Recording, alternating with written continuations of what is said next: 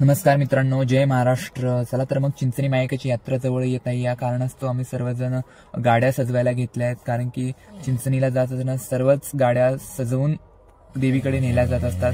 अगदी आम्ही देखील गाडी सजवत होत असताना बघू शकता आम्ही लिंबांचा हार बांधलाय. हा लिंबांचा हार 51 लिंबांचा हार लिंबू आहेत त्यात, आणि लिंबांच्या ढापा देखील पुढे बांधले आहेत, तुम्ही बघू शकता. आणि जे 5 रंगांच्या रिबिन देखील पुढे लावल्या, आणि हार देखील आम्ही साजे अशा गाडीला लावलेला आहे.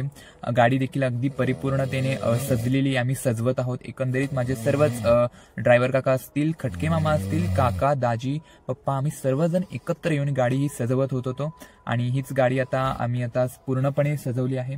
तुम्ही बघू शकता गाडी आता पूर्ण सजलेली आहे. अगदी बॅनर सकट आम्ही ती सुद्धा लावलेली आहे. दोन्ही साईडला बॅनर लावलेत, आणि मागची बाजू आहे गाडीची आमची. आणि आता गाडी वरती झेंडा देखील लावलाय. वरती आता सामान फक्त टाकायचं राहिलं आहे. हा आहे आरसीएफचा मेन गेट, आणि याच गेटवरती सर्व गाड्या एकत्र येतात, आणि एकत्र येऊन पुढे त्या गाड्यांच्या समोर गजीढोल नृत्य सादर केलं जातं. आणि तीच गाड्या आता चिंचणीला रवानग्या केल्या जातात. पुढे गजी नृत्य असेल किंवा विविध झांज वाजून ढोलांच्या तालावर सर्वजण एकंदरीत त्यांचा ते नृत्य सादर करताना आपल्याला बघायला मिळत आहेत.